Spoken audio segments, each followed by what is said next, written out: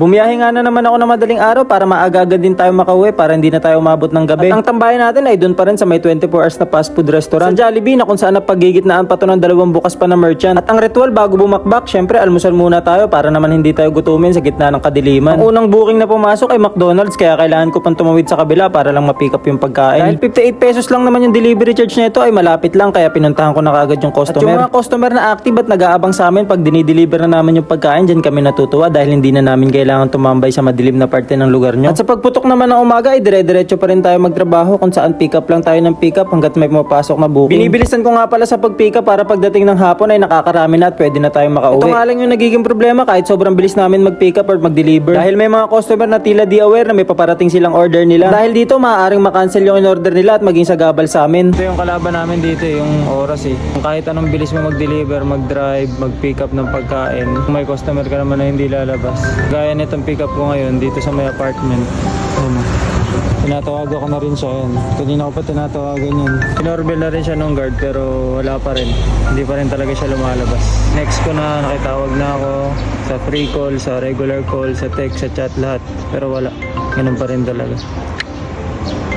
Maya-maya lang ay lumabas na din yung customer at di ko na siya binidyohan para sa privacy niya. Sabi niya nga sa akin ay nakatulog daw siya at nag-sorry naman kaya okay na yun. Kaya paalala lang sa mga mahal naming customer na maging aware po kayo kapag may booking kayo. Dahil sa amin ay may waiting time lang na 15 minutes at kapag hindi nyo nailabas yun ay baka pwedeng makancel yung order nyo. At sa kabilang banda, alas 2 na ng hapon nung pinuntahan namin yung tropa namin na nagbabaklas ng motor dito sa may parkingan ng mall. Meron kasi silang pinaghahandaan na rides kaya dito na sila nagbaklas unti-unti at nag-i-install ng mga pinagbibili nila. Ginawa nga nilang motor shop tong parkingan kaya nagsumbong ako sa guard dahil naiirita ako sa mga mukha nila. Mga mukha kasi nila parang nagsampalan ng mga itik. Tapos pag tinutukan mo, ngingitian ka lang. Pero kidding aside, nagpaalam naman sila sa guard at hindi lang expect ng guard na ganyan pala kalaki yung babaklasin nila. Kaya success yung pagsusumbong ko dun sa may guard dahil pinaalis sila at pinalipat ng pwesto. Kaya sumibat na ako at umuwi kasi baka malaman nila na ako yung nagsumbong. Pero biro lang, medyo kota na rin tayo kaya umuwi na tayo. At pagka uwi, nagtimpla ako ng binigay sa atin ng tropa na rice coffee. Nagaling pang Ilocos. Masarap siya pero hindi siya masarap. Kaya hindi ko siya masyadong nakakape palagi. At ang trip habang nagkakape, tumitig sa motor para may makitang sira. At habang tinitignan ko nga yung motor, may nakita akong sira talaga. Yung bago kong gulong na natusukan ng pako siguro dun sa may tree planting namin sa Pura. Halos hindi kasi may paliwanag yung kalsada na sobrang dumi at sobrang putik na may baku-bako na may di ko pa maintindihan kung ano yung mga yun. Pero lahat naman ng dumi na yun ay worth dahil yung isa sa mga bucket list ko ay natupad yung pagti-tree planting. Dahil na rin sa tulong ng Newborn Stewards of Mother Nature na isang organization ng mga new generation, mga kabataan na gusto mag-restore at mag-maintain at mag-conserve ng mga bundok, puno at kagubatan. Ang galing, diba? Mga kabataan na gusto maglingkod sa kalikasan. Kaya kung gusto nyo ng mga gantong kaganapan, visit nyo lang yung page nila na Newborn Stewards of Mother Nature PH. Or kung wala naman kayong time para pumunta sa mga gantong event, nag-accept sila ng mga sponsorships para dito sa mga gantong event. Lalo't financial pang transportation nila dahil nga wala pa silang stable job at mga kabataan pa sila. At ayan nga yung dahilan kung bakit madumi yung motor natin. Kaya balik na tayo at karwashin na natin yung motor natin. Dahil nga halos parang simento na yung mga buhangin na dumikit dito ay binabanlaw ko muna to para lumambot. Madali na lang kuskusin kapag kasi nabun na. Tapos ang diskarte ko sa pagsasabon, inuuna ko muna yung bandang unahan na part para hindi tumigas o mawala yung mga bula. Tapos yan ay babanlawan ko na muna to tapos isusunod ko na lang yung mga sunod na pyesa at mga parte. Kapag iniwan mo kasi na naka-stock yung mga sabon dyan ay namumuti-muti kapag natutuyo na. Kayo, ano ba yung mga ginagamit yung sabon para kahit magdire-diretso kayo ng car wash or magsabon kahit sa parte hindi natutuyo at hindi namumuti? Comment nyo naman para naman magamit ko. Yung sa akin kasi dishwashing soap yung ginagamit ko at wala akong maayos na panghugas ng motor. Kaya pasensya na sa mga plato namin dahil naaagawan ko kayo ng sabon. At pagkatapos nga nyan, hugutin ko na yung pako na nakabaon dito sa may bago kong gulong. Kaya kumuha na ako ng mga possible tools na gagamitin natin lalo na itong pampasak. At yung sealant na nakalagay dito sa likod ay kala ko magiging effective at kaya niyang takpan yung butas pero hindi pala, sumingaw lang siya.